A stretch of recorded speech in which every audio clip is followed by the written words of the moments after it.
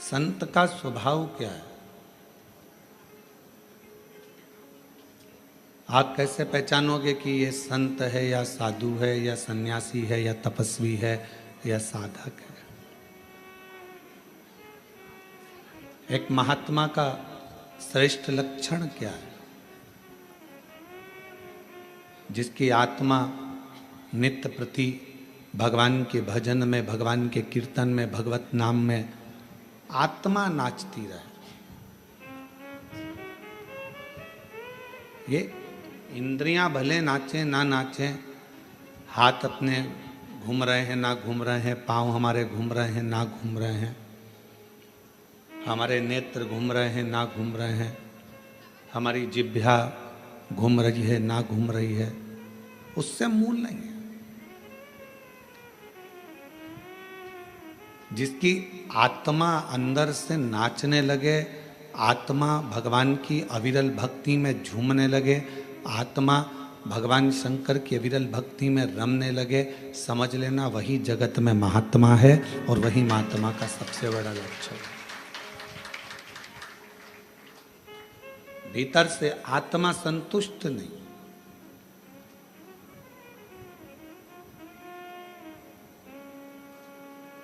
घर के दरवाजे पर लिख दिया शुभ और लाभ और अंदर रहने वाले व्यक्ति के बुद्धि में शुभ और लाभ विचार नहीं है, तो क्या मतलब? केवल शुभ लिखने से या लाभ लिखने से फल नहीं मिलेगा, शुभ विचारों के होने से भी हमारे घर की पवित्रता रहे।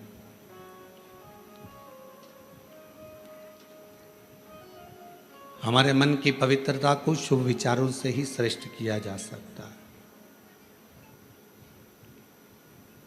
कोई लाभ अगर आपको जिंदगी में लेना है तो पहले विचारों को शुभ करना पड़ेगा, विचारों को शुद्ध करना पड़ेगा।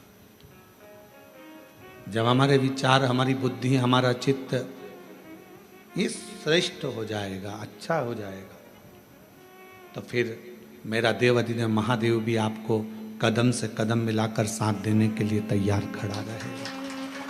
हमारे विचार शुद्ध नहीं है, हम अपने विचारों से, और बहुत याद रखना, तुम्हारी सूरत, तुम्हारा चेहरा, तुम्हारा रूप, तुम्हारा रंग, तुम्हारा मकान, तुम्हारी गाड़ी, तुम्हारा बंगला, ये सब केवल पृथ्वी तक है। उस परमात्मा के दरवाजे पर ना तुम्हारा गाड़ी है, ना तुम्हारा बंगला है, ना तुम्हारा रूप है, ना तुम्हारा रंग है, ना तुम्हारा कोई स्वरूप है। जैसे बाहर आवाज बढ़ा दो। जैसे एक माँ अपने बच्चे को पढ़ लिखने के लिए स्कूल भेजती है, और माँ सुबह जब बच्चे को तैयार कर कर स्कूल भेजती है तो माँ ये कामना कर कर भेजती है कि मेरा बच्चा 2 बजे, 5 बजे, 3 बजे स्कूल से 12 बजे वापिस लौट कर आए। जैसा मैंने भेजा है वैसा ही मेरे बच्चा है। जगत में कोई माँ ऐसी है जो अपने बच्चे को भेजती हो और मन में सोचती हो कि यह वापिस ना आए? प्रत्येक माँ जगत की अपने बच्चे को स्कूल भेजती है तो ये विचार कर कर भेजती है कि मेरा बच्चा वापिस लौट कर आए, और जैसा मैंने भेजा है वैसा कि वैसा ही मेरी औलाद, मेरी संतान वापिस आए।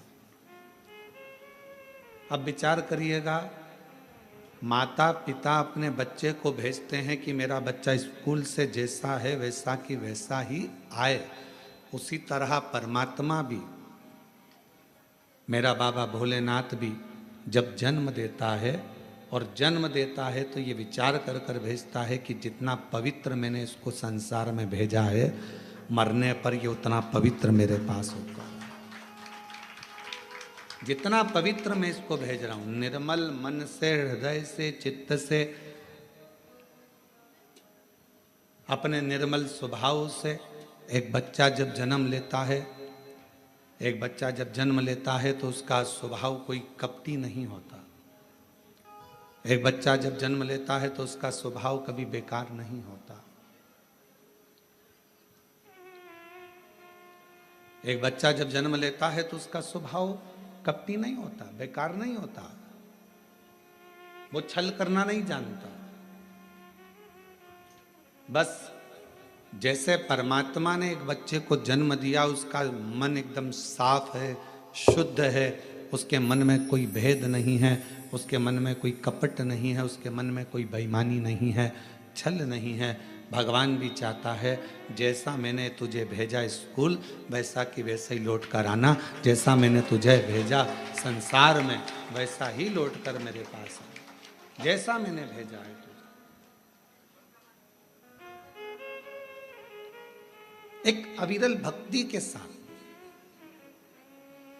संत, सती और भक्ति, कौन कौन है? तीन, संत, सती और भक्ति। ये तीन अगर हमारे घर के अंदर इन तीन में से एक भी है,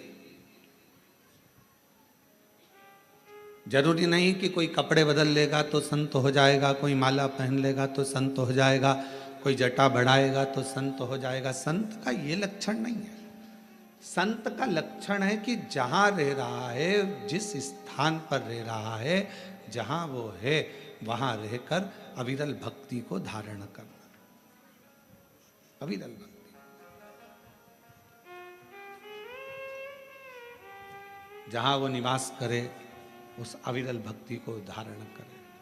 संत का लक्षण है संसार की बातों से, संसार की मोह माया से, संसार के सारी दुनिया के संसार के सुख से, भोग से दूर रहे, वो संत।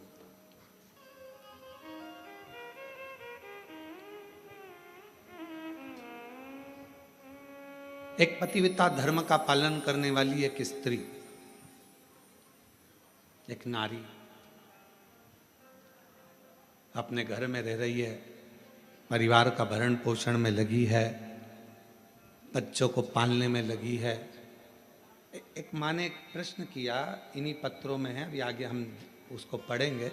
वो प्रश्न में लिखती हैं कि मैं मंदिर तक नहीं जा पा रही हूँ क्योंकि घर में मेरे सास ससुर बीमार हैं। फिर उसने पत्र में लिखा कि मैं पहले मंदिर जाती थी, अब नहीं जा पा रही हूँ क्योंकि मेरे सास ससुर बीमार हैं, पति को खदान में काम पर जाना पड़ता है, बच्चों को स्कूल जाना पड़ता है, तो क्या अब मैं पूजन शिवजी की मंदिर में कैसे करूं? तो मेरा उस बहन से, जिसने पत्र लिखा है, उस बहन से इतना ही कहूँगा कि आप मंदिर नहीं जा सकते, अपने सास ससुर की सेवा कर रहे हो, परिवार की सेवा में लगे हो, ये भी मेरे शंकर की सेवा ही है, ये भी मेरे शिव की सेवा। और दूसरा, आपका मन करता है कि मैं मंदिर नहीं जा पा रही हूँ, मेरे मन में खलबली है मंदिर ना जाने की, तो अपने घर में जो शंकर भगवान का शिवलिंग है, अपने घर में जो शिवलिंग विराजमान है, उसकी सेवा करो, उसको जल चढ़ा लो, उसकी आराधना कर लो, मंदिर में पूजन के बराबर ही फल प्राप्त होगा। आप उस सेवा में तो लोग सास ससुर की भी सेवा कर रहे हो। पंडरीनाथ में हरि विठ्ठल विराजमान है, किसके लिए आए थे? पौंडलिक के लिए।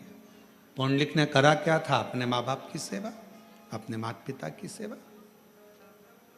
वो तो कभी मंदिर में नहीं गया, ना वो कभी शिवालय गया, ना देवालय गया, ना मंदिर गया, केवल माँ बाप की चरणों की सेवा कर रहा था। इतनी सेवा में लीन हो गया कि भगवान हरि विठ्ठल को आकर, पांडुरंगा नारायण को आकर दर्शन देना पड़ा। इतना कीचड़ हो रहा था कि वहाँ पौंडलिक ने एक ईंट फेंक दी और उस ईंट के ऊपर भगवान दोनों हाथ कमर पर रखकर खड़े हो गए, हरि विठ्ठल खड़े हो गए, उसका इंतजार करते रहे। तो भगवान कह रहे हैं तू आ, मेरा दर्शन कर ले। वो कहता है पहले माँ के चरण दबा रहा हूँ, पिता के चरण दबाऊंगा, फिर तुम्हारे से मिलने के लिए आऊँगा। बाद में भगवान से मिलने के लिए आया तो भगवान ने पूछा, पौंडलिक तेरी सेवा से मैं प्रसन्न हूँ, मांग तुझे क्या चाहिए? उसने कहा बस इतनी कृपा कर दो, जो अपने माता पिता की सेवा करे उसको तुम ऐसे ही दर्शन देते रहना, करुणा करते रहना, ऐसे ही कृपा।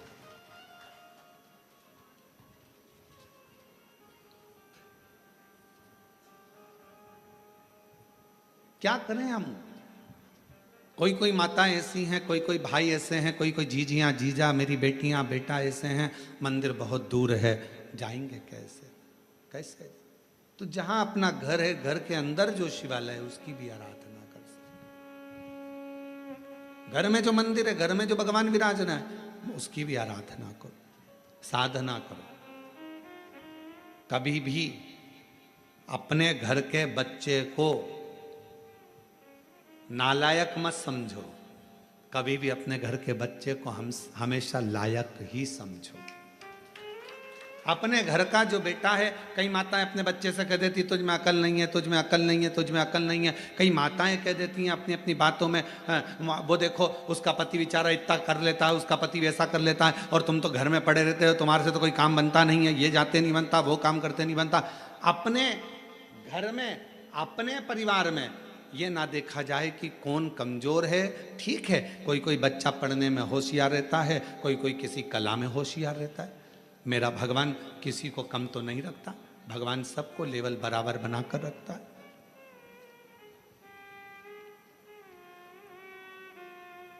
पांच उंगलियां पांचों बराबर नहीं हो सकती। अगर पांचों बराबर हो जाए तो ये मुष्टिका बंध नहीं सकती। इसलिए इस मुष्टिका को बांधने के लिए पांच उंगलियों को भी परमात्मा ने अलग अलग बनाया है। किसी को छोटी, किसी को बड़ी, किसी को मंजली, किसी को संजली बनाया। परमात्मा सबको, घर में पांच बहनें, आप भी होंगी, दो तीन बहनें तो होंगी, दो नहीं होगी, तीन होगी, तीन नहीं होगी तो एक होगी, काका बाबा की मिला लो दो चार तो बहनें होगी। सबका रहने का तरीका अलग, सबका खाने का तरीका अलग, सबका बोलने का तरीका अलग, सबका व्यवहार अलग, सबके अपने अपने तरीके, अपना अपना व्यवहार है सबका, और सब अपने अपने व्यवहार से, सब अपने अपने तरीके से रह रहा है, सब अपने व्यवहार। अब कई माताएं कहती हैं कि हमारा वो जेठानी तो कभी मंदिर नहीं जाती, भगवान शंकर से प्रार्थना करो, जेठानी नहीं जा रही है तो मत जाने दो। कोई कोई ऐसा होता है जिस पे मेरे भगवान शंकर का प्रेम बहुत होता है, वही तो जाएगा ना। कोई कहे मेरी देवरानी नहीं जाती, मत जान दो, उसकी मर्जी, आप अपना कर्म करो, आप भगवान के मंदिर जाओ, आप शिवालय जाओ, शंकर जी की आराधना करो। घर में कई कई लोग ऐसे रहते हैं, पति से कहो तुम व्रत कर लो, पति नहीं करता, तो उसका मतलब ये थोड़ी ना है कि वो धर्मात्मा नहीं है। पति मंदिर नहीं जाता तो इसका मतलब ये थोड़ी ना कि वो धर्मात्मा नहीं है।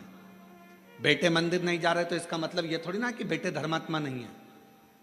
आप मंदिर जा रही हो ना, आप मंदिर जा रही हो तो आपके पुण्य का एक अंश आपके पति के खाते में जा रहा है, और आपके पुण्य का एक अंश आपके बच्चों के खाते में जा रहा है। तो फिर क्यों सोचना मेरा पति मंदिर नहीं जाता गुरुजी, मेरा पति कथा में नहीं आता गुरुजी, मेरा पति ये नहीं करता गुरुजी, मेरा पति भगवान की कथा में नहीं जाता। मत जाने दो, तुम तो जा रही हो ना।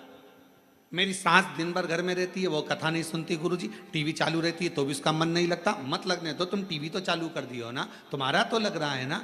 बस अपन, हम सुधरेंगे युग सुधरेगा, हम सुधरेंगे युग, हम बदलेंगे युग बदलना किसको है?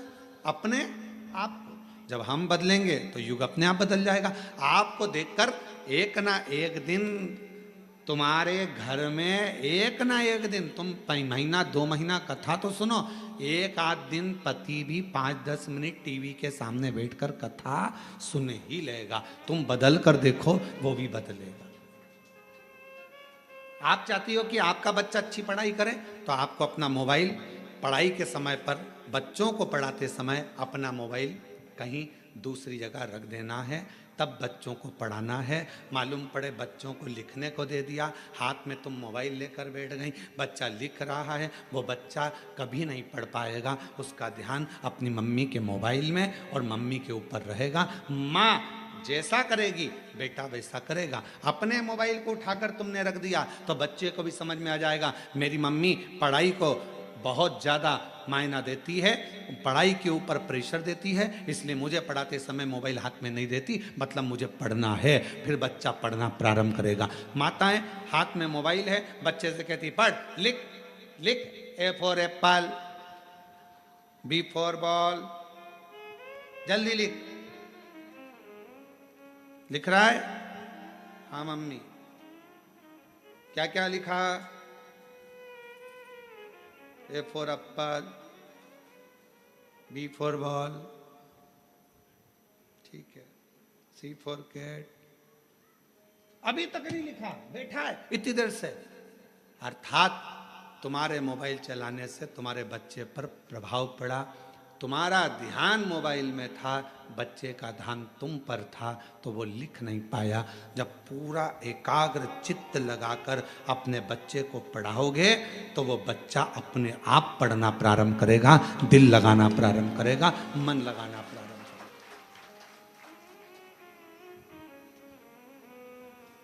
हम जब पढ़ते थे उस समय पर 2 तरह के क्वेश्चन आते थे, और हमारे साथ पढ़ने वाले आप सब भी हो। ऐसा नहीं कि आप कोई बहुत ओल्ड हो या न्यू हो, सब हमारे साथ के हो। हमारी जीजी हो, हमारे जीजा हो, बहन हो, तो हमारे साथ के ही हो। हमारे समय पर 2 तरह के क्वेश्चन आते थे।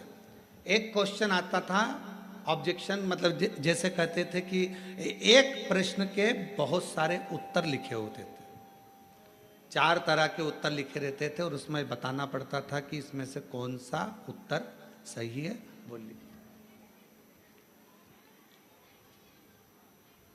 और दूसरा 10 नंबर का, 3 नंबर का, 4 नंबर का, 5 नंबर का, 15 नंबर का, और कोई कोई क्वेश्चन निबंध लगभग 20 नंबर या 19 नंबर का जाता था।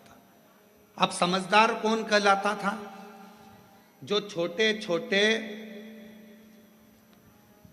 जो क्वेश्चन है, छोटे छोटे क्वेश्चन है कि एक प्रश्न दे दिया, मटके में पानी है, गिलास है, मटका है, गगरा है, बाल्टी है, 4 ऑप्शंस दिए, उसमें से एक सिलेक्ट करना है।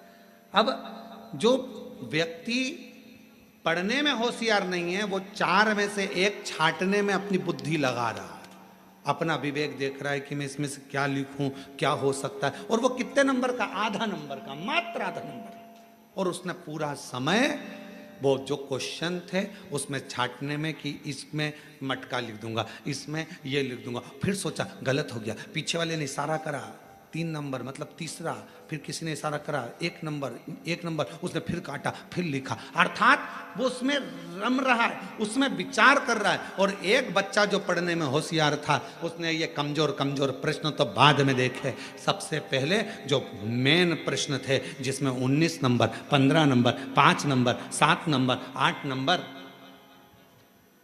जो श्रेष्ठ नंबर आ सकते थे। हमारे स्कूल में भी और हमने हमारे कॉलेज में भी यही करा। अपने जो मूल प्रश्न थे जिस पे अधिक नंबर मिल सकते थे, हम सबसे पहले उसी को हल करते थे, और बाद में अगर समय बचता था तो आधे नंबर को देखते थे।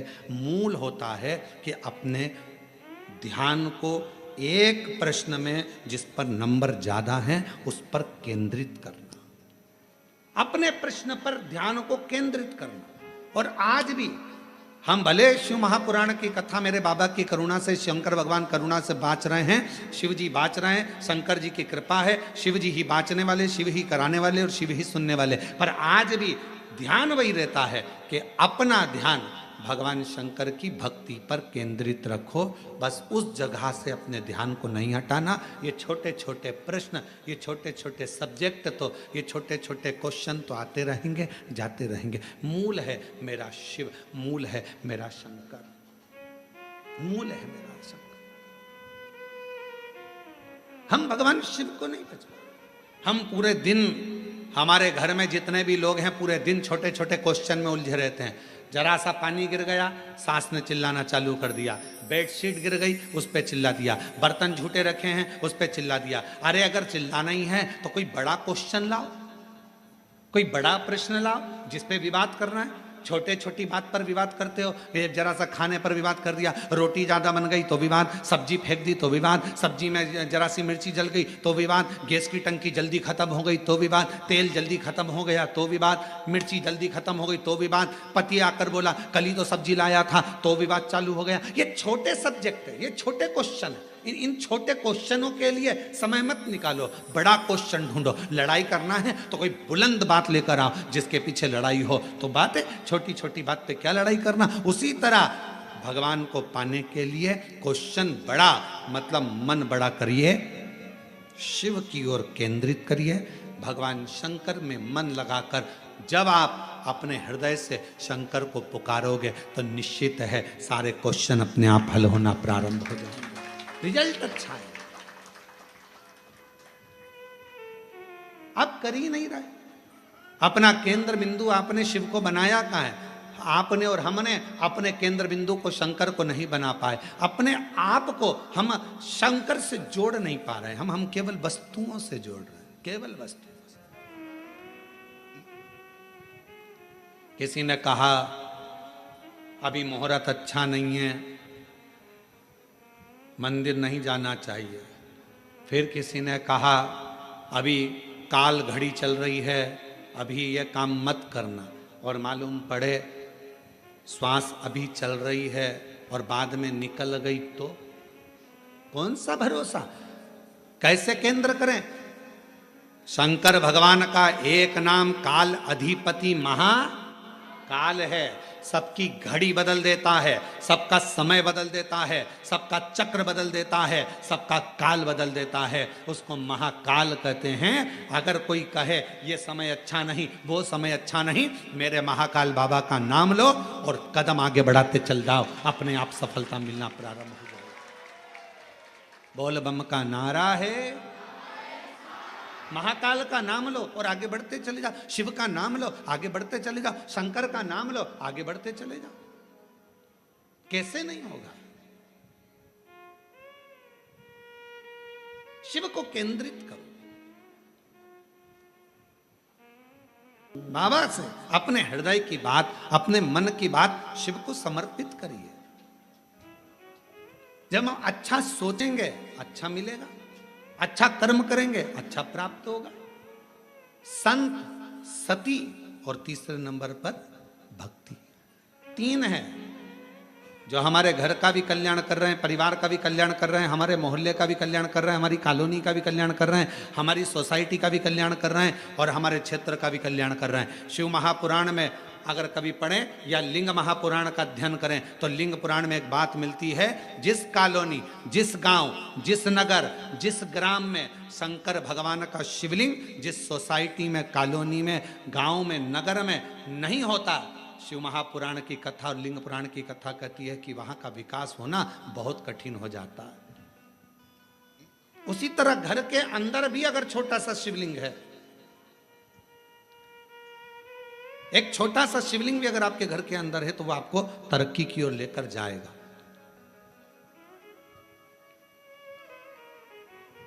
वो आपको वृद्धि की ओर लेकर जाएगा। बस एक मन से शिव की आराधना, मन से शिव की उपासना, मन से शंकर की भक्ति को धारण करो, मन से।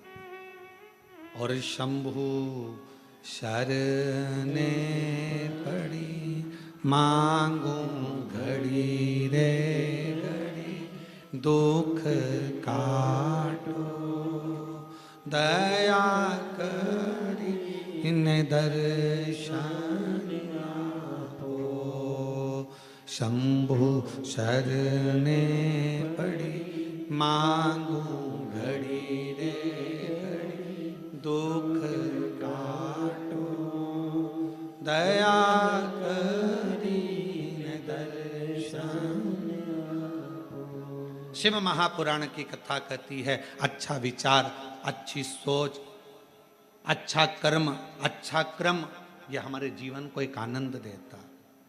देखिए जरा कथा में माँ जगत जननी अम्बा माँ, माता पार्वती जी आज अपने स्नान के लिए जाती हैं। तन पर उपटन लगा और तन पर उपटन लगा हुआ है, पूरा शरीर उपटन से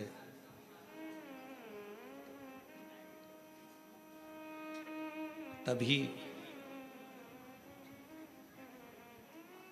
मां एक कंदरा के अंदर, एक गुफा के अंदर, मां एक कंदरा के अंदर, गुफा के अंदर मां जगत जननी दुर्गा भवानी माता पार्वती स्नान के लिए गई। कंदरा के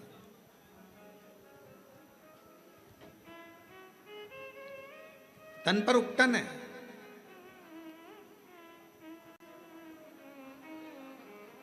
और सखियों ने उस उपटन को निकाला। उपटन निकाल कर एक सुंदर सा पुतला मां जगत जननी पार्वती जी ने बनाया। थोड़ा ध्यान देना, फिर निवेदन करेंगे। आज कथा की शिवरात्रि है, अर्चन बहुत रहेगी, पर ध्यान लगाकर कथा को सुनना। 7 दिन की कथा में सबसे मूलता का दिन छठा होता है, बहुत ध्यान दीजिए, सावधानी पूर्वक श्रवण करिए।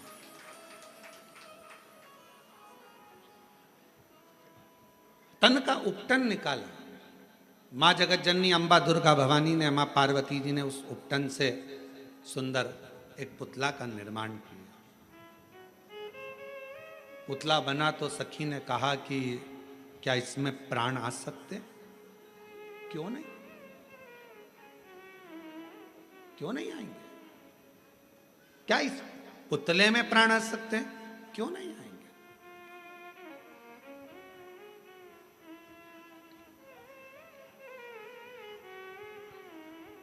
इसमें प्राण आने में दिक्कत क्या है?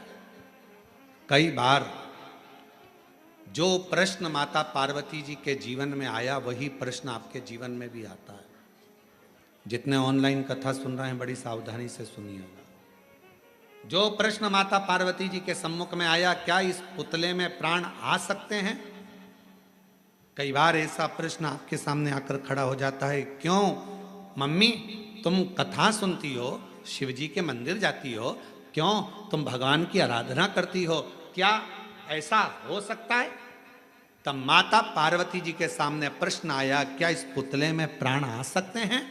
पार्वती जी ने बिना सोचे समझे बिल्कुल कह दिया, हां प्राण आ सकते हैं। इसको कहते विश्वास, इसको कहते भरोसा।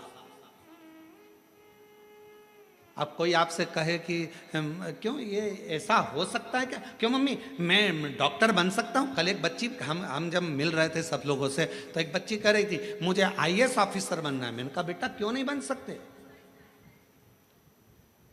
आईएएस ऑफिसर भी तो आपके बीच के हैं, क्यों नहीं बन सकते? आप मेहनत तो करो, पढ़ाई तो करो, परिश्रम तो करो।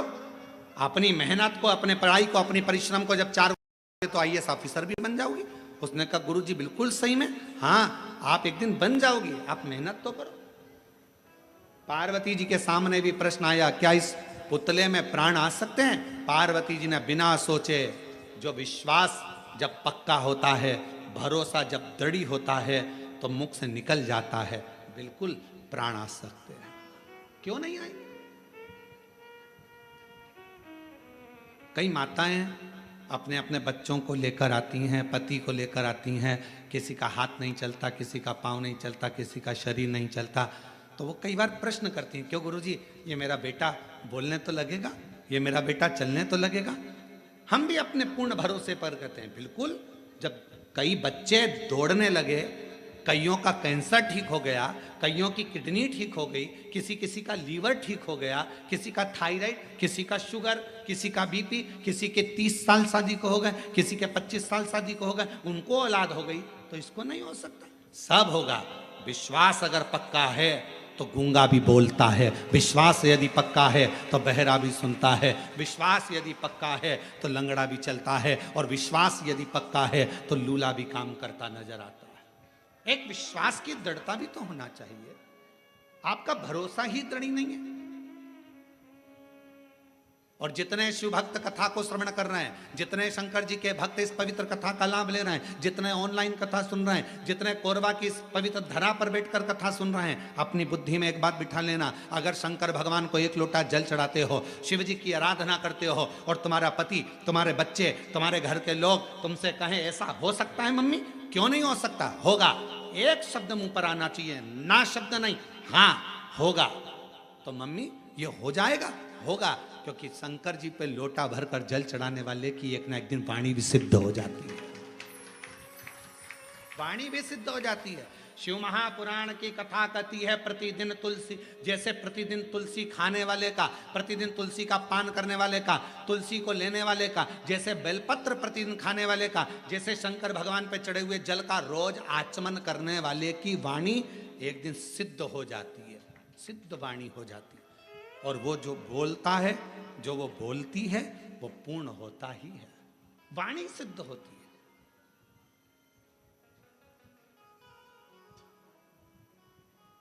क्यों नहीं होगा? तुम्हारे मुख से अगर बच्चे पूछे मम्मी ऐसा हो जाएगा, होगा, क्यों नहीं होगा? पति कहे बहुत कर्जा हो गया है, चूक नहीं रहा, बहुत मेहनत कर रहे हैं, पत्नी का शब्द होना चाहिए, होगा। मेरा विश्वास कहता है, मेरा एक लोटा जल कहता है कि एक दिन पूरा कर्जा चूकेगा और हम सब अच्छे से भोजन करेंगे। ये हमारा मन कर, ये हम कर, ये मेरा विश्वास कहता है। और शंभु शरणे पड़ी मांगू घड़ी रे घड़ी, दुख काटो दया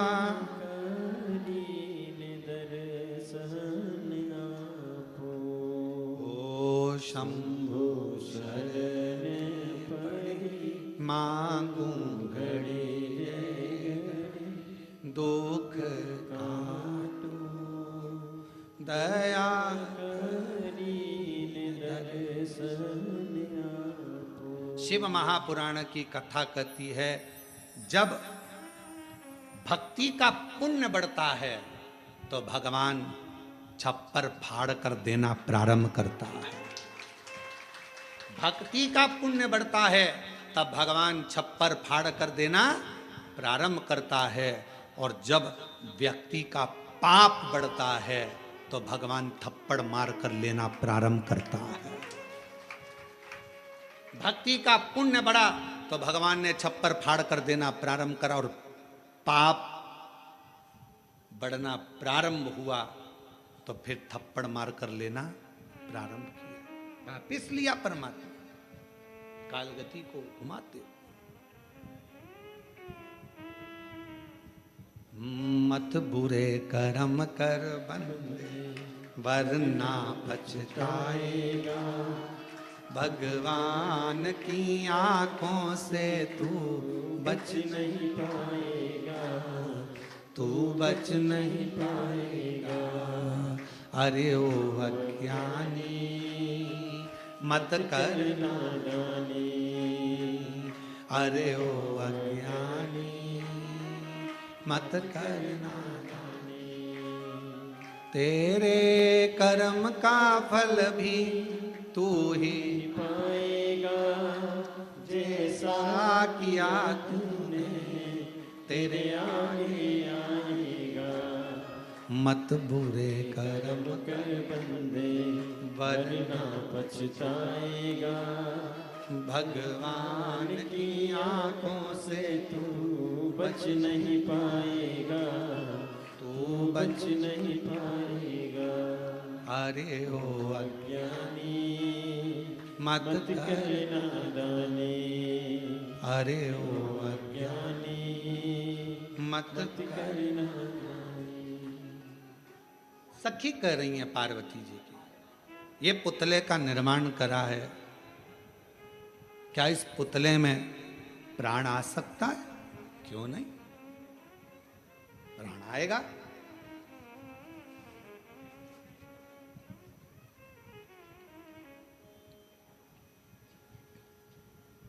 पुतले में प्राण आएगा, सही में। हाँ, पार्वती जी ने हाथ जोड़े, विश्वास पक्का है, मन चंगा तो कठोते में गंगा।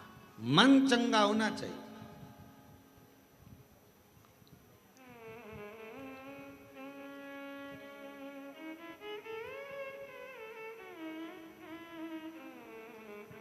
कई बार ऐसा होता है कि पूजन करने बैठे हो और गंगा का जल तुम्हारे पास में नहीं है ना, हाथ में कटोरी में पानी ले लिया करो। हर हर गंगे हर हर गंगे हर हर गंगे हर हर गंगे हर हर गंगे हर हर गंगे, काशी विश्वनाथ शंभे हर हर गंगे। गंगा का आह्वान करा करो, गंगा मैया गंगा मैया गंगा मैया, याद करो, याद।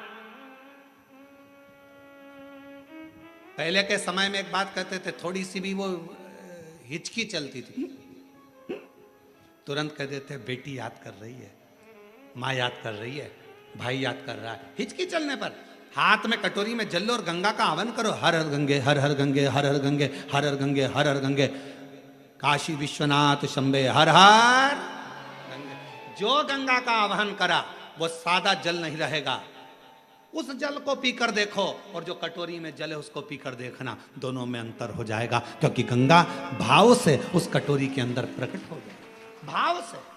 और कोई कहे गुरुजी ये कैसे हो सकता है, तो मीराबाई का चरित्र निकाल कर देखो। कौन थे मीराबाई के गुरु? मीराबाई के गुरु कौन थे? चमड़े का जूता बनाते थे संत रविदास जी, चर्मकार थे, चर्मकार थे। ये दुनिया के लोगों ने, आज के जमाने में दुनिया के लोगों ने अपनी अपनी गादी को प्राप्त करने के लिए, सिंहासन को प्राप्त करने के लिए हमारे सनातनियों को तोड़ रहे हैं जातियों में। ये दुनिया के लोग आज के समय में जातियों में सनातन धर्म को तोड़ने का प्रयास कर रहे हैं। मेरे शास्त्र कहते हैं, हमारे पुराण कहते हैं कि कहीं पर भी भेद नहीं है। मनु शत्रुपा की संतान ब्राह्मण भी है, मनु शत्रुपा की संतान क्षत्रिय भी है, मनु शत्रुपा की संतान वैश्य भी है और शूद्र भी।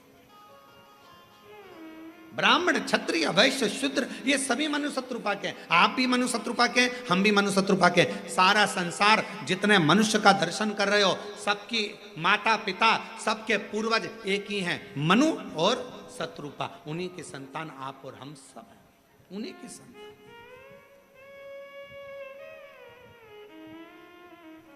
अब जब मनु शत्रुपा की संतान आप और हम सभी हैं, तो फिर ये भेद कहां से आ गया? फिर ये भेद कहां से आ गया?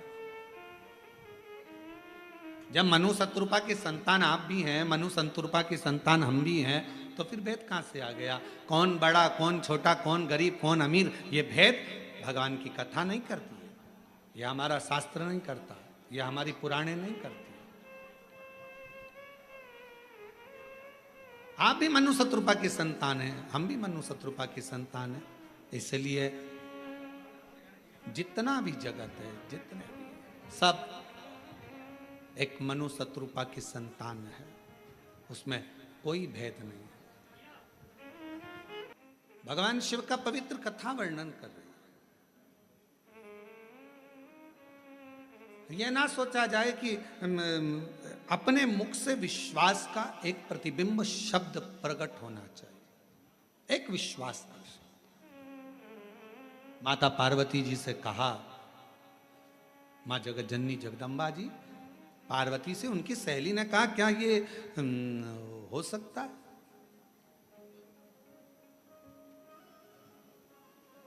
कहा क्या ये पुतले में प्राण आ सकते हैं? क्या इस पुतले में प्राण आ सकते हैं? पार्वती जी के मुख से शब्द निकला, हां पुतले में भी प्राण आ सकते, पुतले में भी प्राण।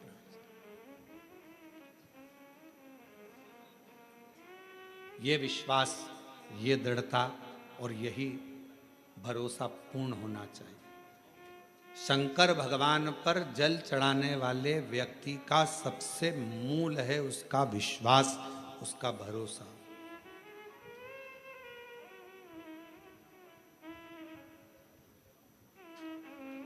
सबसे मूल। क्या इस पुतले में प्राण आएंगे? हाँ आएंगे। आप जल चढ़ाते हो, रोज शंकर जी की आराधना करते हो, रोज भगवान शिव की आराधना करते हो, शिव की भक्ति करते हो, शंकर की आराधना में डूबे रहते हो, शिव उपासना में डूबे रहते हो, और कोई तुमसे पूछ ले क्यों मम्मी ये हो सकता है, क्यों पापा ये हो सकता, क्यों नहीं होगा? होगा, सिद्ध वाणी हो गई।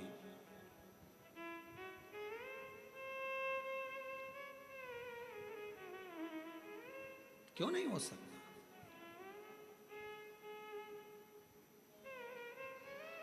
आप जब हृदय से, अभी अभी हम दीदी से पूछ रहे थे कि श्रीमती कौशल्या देवी सहाय जी दीदी से हम पूछ रहे थे कि स्वास्थ्य तो ठीक है, तो मुस्कुराकर बोली कि थोड़ा बीच में गड़बड़ हो रहा है पर ठीक है। अब हम कहेंगे कि स्वास्थ्य बीच में गड़बड़ होने पर भी आप अगर शंकर जी की कथा में आई हो तो ये शिव की ही कृपा है आपको जो खींच कर बुलाई। ये शंकर की ही उदारता, शिव की उपासना। नहीं तो बड़ा कठिन होता है महाराज। और अभी हम बीच में कोई हमको वीडियो दिखाए थे आशीष की, वहाँ भिलाई में भी जो कथा हो रही है वहाँ का भूमि पूजन में दीदी शंकर जी का अभिषेक कर रही थी बड़ा भाव से, बहुत आनंद में। तो ये शिव के सिवाय कोई नहीं कर सकता। इतने आप लोग बाहर बैठे हो, धूप पड़ रही है, कहीं पानी है, कहीं कीचड़ है, कहीं कुछ है, और उसके बाद भी आपका मन, यहाँ हॉल में जितने लोग बैठे हैं, बीच बीच में लाइट ट्रिप मार रही है, एसी बंद, कूलर बंद, पंखे बंद, गर्मी भी तेज लगती है, तो थोड़ा मन में आता है बाहर जाऊं क्या, फिर मन में आता है नहीं थोड़ी देर में चालू हो जाएगी, है? थोड़ी देर में आती है, अभी अभी वापिस आई है। तो ये इतनी आपकी शिव भक्ति की अटलता है, यही शिव भक्ति। तो कहा सहेली ने, सखी बोली क्या ये इसमें प्राण आ सकते हैं? क्यों नहीं आएंगे। शिव के सम्मुख में कोई शब्द ऐसा नहीं है जिसमें ना हो। ना शब्द का संबोधन शंकर की आराधना में है ही नहीं। जैसा हर पल हर घड़ी आप शंकर को जल चढ़ाने वाला ये विचार करे कि शंकर मेरे साथ में है, शिव जी मेरे पल पल साथ दे रहे हैं, तो शंकर आपके साथ हर पल हर घड़ी हर क्षण शिव आपके साथ होंगे, हर पल शिव आपके करीब में होंगे। यदि आपने विचार कर लिया कि शिव मेरे साथ। एक कितना सुंदर चरित्र है लंकापति रावण का।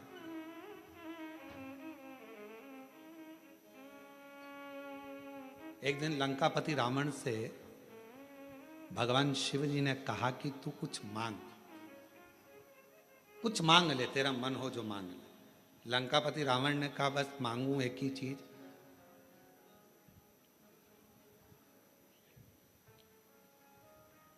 जब तक मैं लंका में हूं आपके शिवलिंग की मैं आराधना करूं, उस समय मेरी पूजा को स्वीकार करने के लिए आपको कैलाश छोड़कर आना पड़ेगा और मेरी पूजा को स्वीकार करना पड़ेगा। मेरी पूजा को आपको स्वीकार करना है।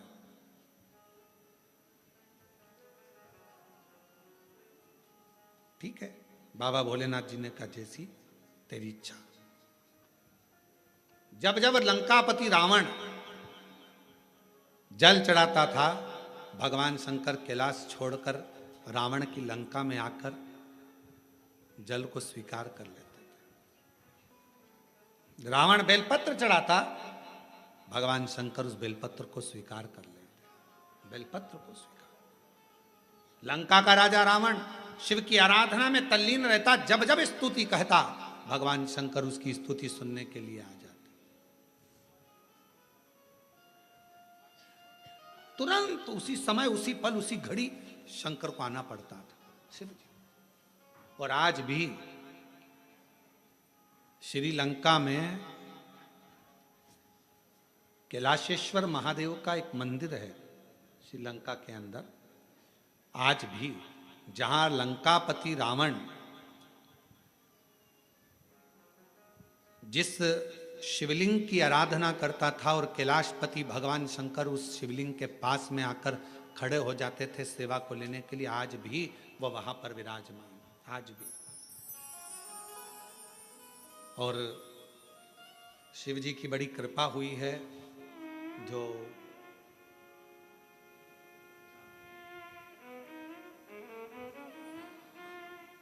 भास्कर ग्रुप द्वारा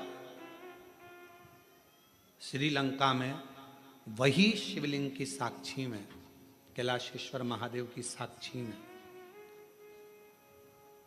भास्कर ग्रुप द्वारा श्रीलंका में 4 नवंबर से 8 नवंबर तक शिव महापुराण की कथा 5 दिन श्रवण करने का सौभाग्य मिला। दैनिक भास्कर ग्रुप इस दिव्य और भव्य आयोजन को श्रीलंका में रहने वाले भारतीयों के लिए और शंकर भगवान के अविरल भक्तों के लिए भास्कर ग्रुप उसे करा रहा। 4 नवंबर से 8 नवंबर तक 5 दिन तक भगवान शंकर, कैलाशेश्वर महादेव, भगवान शिव जो श्रीलंका में लंका की उस पवित्र धरा पर जहां मां जानकी जी निवास करी, जिस जगह पर स्वयं श्री हनुमान जी महाराज आए, जिस भूमि पर स्वयं देवाधिदेव महादेव अपनी पूजा को स्वीकार करने के लिए आते थे, ऐसी पवित्र धरा से आप और हम पूरा भारत और पूरा विश्व उस कथा को 5 दिन की लाइव देखेगा और पूरी श्रीलंका उस कथा का लाभ लेगी पूरे आनंद के साथ। उस कथा की दिव्यता और भव्यता के साथ पूरे क्षेत्र के लोग उस कथा का आनंद। मैं भास्कर ग्रुप को बहुत बहुत धन्यवाद देता हूं जिन्होंने इस 5 दिवसीय कथा को 4 नवंबर से 8 नवंबर तक की कथा जो श्रीलंका के कोलंबो में आयोजित कर रहे हैं उसके लिए उनको अग्रिम बधाइयाँ। और उनका जो ग्रुप जा रहा है उस कथा की दिव्यता और भव्यता को श्रवण करने के लिए 5 दिन श्रीलंका के शिवालयों का भ्रमण करने के लिए, माँ जानकी जिस स्थान पर निवास करी उस अशोक वाटिका का दर्शन करने के लिए, मेरे हनुमान जी, मेरे राम जी का सुंदर प्रतिबिंब स्वरूप दर्शन करने के लिए उनको बहुत बहुत सारी सिद्धता। शिव तत्व हो और आप और हम टीवी के माध्यम से उस कथा का लाभ लेंगे। जो जाने वाले हैं वो जाएंगे और जो सुनने वाले हैं, अब पूरे तो चले ना जाएंगे और चले गया तो फिर श्रीलंका कहाँ जाएगा, तो वो भी सोचने वाली बात है। तो शिव की कृपा से, शंकर की करुणा से अभी आप देखो जी ये कथा ऑनलाइन हो रही है और हालत ये है कि जितने अंदर हैं, बाहर हैं, उधर हैं, अंदर फंसे पड़े हैं और फिर रोड पे खड़े हैं। और शायद अब तो रोड पर बैठ भी गए होंगे, मुझे जहाँ तक उम्मीद है, अपनी अपनी दरी बिछाई होगी और बैठ गए होंगे। शिव तत्व अब प्रशासन भी हालांकि ऑनलाइन है, वो भी क्या कहे, इनकी भक्ति के आगे झुकना पड़ता है कि भाई ठीक है अब आ गए हैं, बैठ जाओ, कथा श्रवण कर, कानों में तो जाएगी, भगवत रस तत्व ग्रहण करा। और आज कथा का 6ठा दिन होगा, कल सुबेरे की कथा हो जाएगी 8 बजे से 11 बजे तक। 11 बजे के बाद सब अपने अपने घर, बाबा देवाधिदेव महादेव श्रावण की पहली कथा हो जाएगी, फिर 21 से प्रारंभ हो जाएगी 5 दिवसीय ऑनलाइन, फिर वो होगी कुबेरेश्वर बाबा के धाम से। शिव तत्व है। शिव महापुराण की कथा करिए, ना का संबोधन शंकर के पास में नहीं है। भस्मासुर आया, कंगन मांगा, दे दिया। लंकापति रावण के पिताजी ने कहा कि ये सोने की नगरी हमको दे दो, भगवान ने दे दी। ना शब्द नहीं है शिव जी के पास में, ना का संबोधन। अगर आपसे कोई कहे मम्मी ऐसा हो सकता है, शंकर भगवान को अगर 1 लोटा जल चढ़ाते हो तो तुम्हारा विश्वास इतना पक्का होना चाहिए कि होगा, ये निश्चित है। सखी के कहने पर माता पार्वती जी ने हाथ में विश्वास का जल लेकर जो छोड़ा, विश्वास के जल से बालक प्रकट हो गया। दुनिया का ऐसा कोई दुख नहीं, ऐसी कोई तकलीफ नहीं, ऐसा कोई कष्ट नहीं और ऐसा कोई रोग नहीं जिसको आपका विश्वास समाप्त ना कर सकता।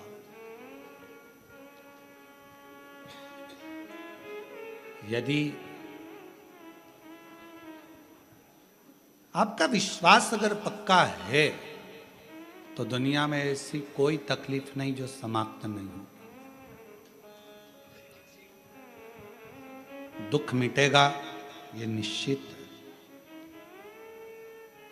भगवान देवाधिदेव महादेव ने एक बार नंदी को संवाद करते हुए कहा था, हे नंदी, मौसम और मनुष्य, ये दोनों कलिकाल में बहुत जल्दी बदलते हैं।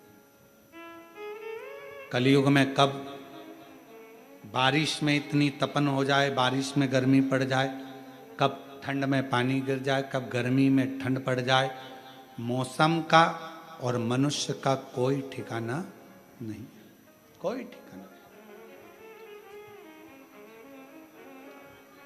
इसलिए बड़ा सावधान होकर जीवन जिए। मौसम कब बिगड़ेगा, सावधानी। इसलिए आपको हमेशा कथा में एक बात कहते आए हैं, अपने बिछाने का साधन, छाता, पानी की 2 बॉटल अपने साथ लेकर चला करो। कब मौसम कैसा होगा कोई भरोसा नहीं।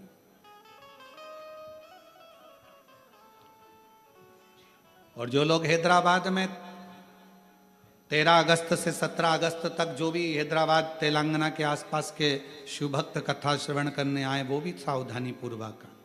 और हमारा एक नियम हमेशा हम व्यासपीठ से कहते हैं, कोई सोने की चीज नहीं, कोई गले में चेन, मंगलसूत्र, मोबाइल, पर्स, कोई इतना महंगा सामान लेकर अपने साथ मत जाओ कथा में। क्योंकि मेरा शंकर तो खुद डायमंड है, मेरा शिव तो खुद हीरा है। शिव को पाने जा रहे हो पूर्ण विश्वास के साथ। मौसम और मनुष्य, अजय, मौसम और मनुष्य ये कब बदलेंगे कोई ठिकाना। भगवान स्वयं देवाधिदेव महादेव भगवान शंकर नंदी से कहे, ठीक है बेटा। डॉक्टर ने 6 महीना दिया था, बाबा की कृपा से पूर्ण स्वस्थ हैं। एक बार जोरदार ताली बजाकर साधु का भगवान शिव की अविरल।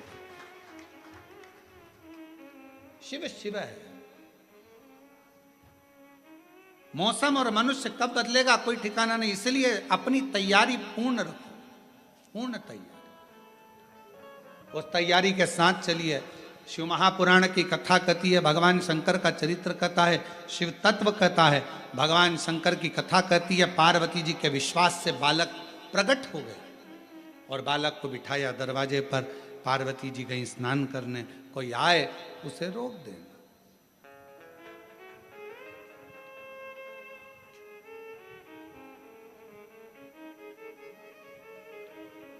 भगवान देवाधिदेव महादेव का आगमन हुआ।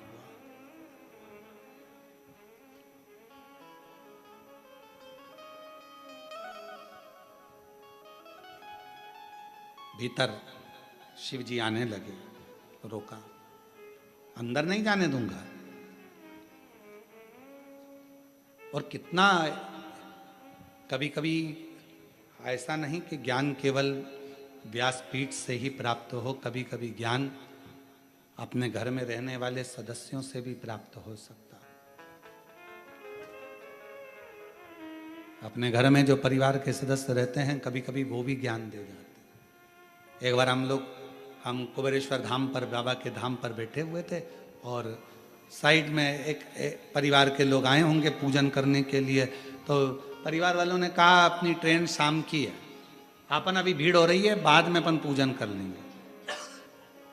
एक माता उसमें से थी, वो माता कहने लगी नहीं नहीं नहीं, शाम को जल्दी रहेगी, ट्रेन का टाइम रहेगा, पूजन अब भी करो।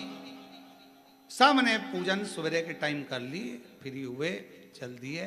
कितना सुंदर ज्ञान की बात हुई कि ट्रेन का टाइम होगा तब पूजन अच्छे से नहीं हो पाएगी। उसी तरह शिव महापुराण की कथा कहती है, बचपन, जवानी, अधेड़ी, बुढ़ापा, इन अवस्था में कब व्यक्ति को जाने का समय आ जाए, इसलिए भजन हर पल, हर घड़ी, हर क्षण करते रहना चाहिए। भरोसा क्या, ट्रेन का टाइम होगा, इतनी जल्दी जल्दी पूजन नहीं हो पाएगी। ट्रेन का टाइम होगा, भगवान की आराधना नहीं कर पाएंगे। ट्रेन का टाइम होगा, हम शिव की आराधना नहीं कर पाएंगे, भगवान की आराधना नहीं कर पाएंगे। तो थोड़ा जल्दी करो। अर्थात समय का क्या भरोसा है। बचपन खेल में खोया, जवानी नींद भर सोया, बुढ़ापा देख कर रोया, सिराने मौत हंसती है। बचपन खेल में खो दिया, जवानी भोग और विलास में निकल गई, अधेड़ी कमाने में निकल गई। बचा कुचा था बुढ़ापा, वो रोते रोते निकल गया।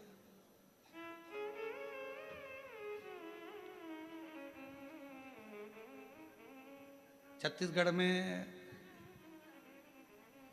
बाज पक्षी के दर्शन होते हैं क्या? बाज के, चील चील होते हैं?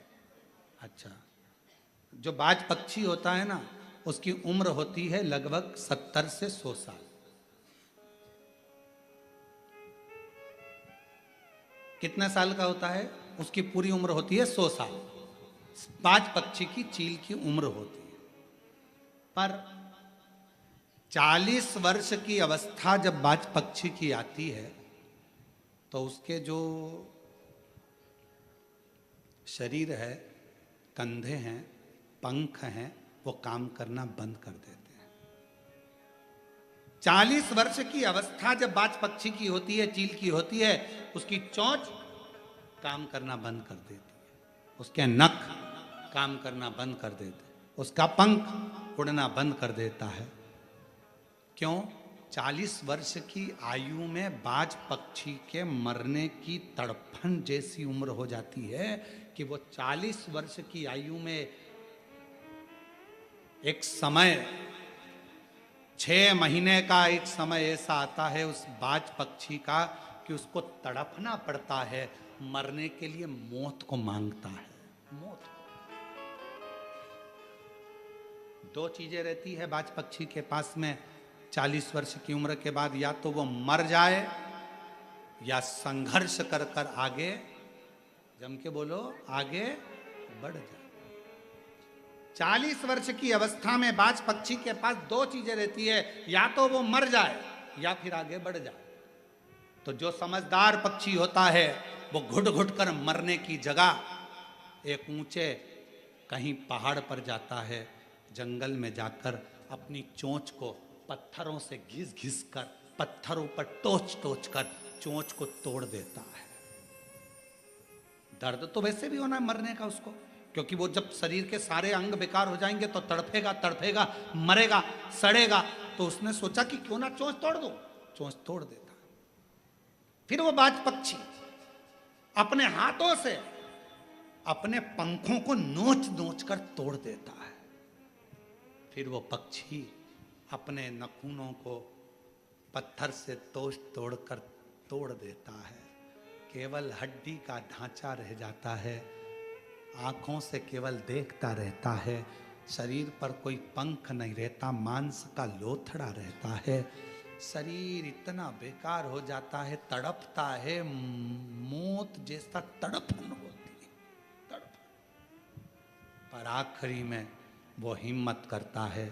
6 महीने निकल जाते हैं, नए पंख फिर आ जाते हैं, फिर नखून आ जाते हैं, फिर चोंच काम करना प्रारंभ कर देती है, फिर वो ऊंचा उड़ने लगता है, फिर वो शिकार करने लगता है। उसके हृदय का विल पावर, उसका बल उसको पुनः जीवित कर देता है, पुनः जीवित। अब कई लोग ऐसे, किसी से बात करो तो कहते हैं अरे गुरुजी अब तो उम्र हो गई। हमने पूछा कितनी हो गई तुम्हारी? तो कहा गुरुजी अब तो 50, 55, 60 के हो गए, और 60 आने वाला है, अब तो बुढ़ापा आने वाला है। हम कहें तो क्या करोगे? बाज पक्षी से सीखना चाहिए। 40, 50, 60, 60 कितना मर रहा है, तड़प रहा है, तो भी मौत के करीब जाने पर भी हिम्मत नहीं हार रहा है। कई लोग कहते हैं अरे गुरुजी बहुत परेशान हो गए संसार से, अब तो मर जाएं तो अच्छा, हम क्या मरना ही हर चीज का हल है? शिव कब क्या कैसे देगा मालूम ही नहीं पड़ता। आपने अगर शंकर का आराधना करी है, कौन सा फूल का गुलदस्ता, कौन सी खुशी एकदम तुम्हारे सामने लाकर रख देगा, तुम समझ ही नहीं पाओ। ये हो ही नहीं सकता था। लोग कहेंगे कैसे हो गया, आश्चर्य है, ये हो ही नहीं सकता, और शंकर कर देता।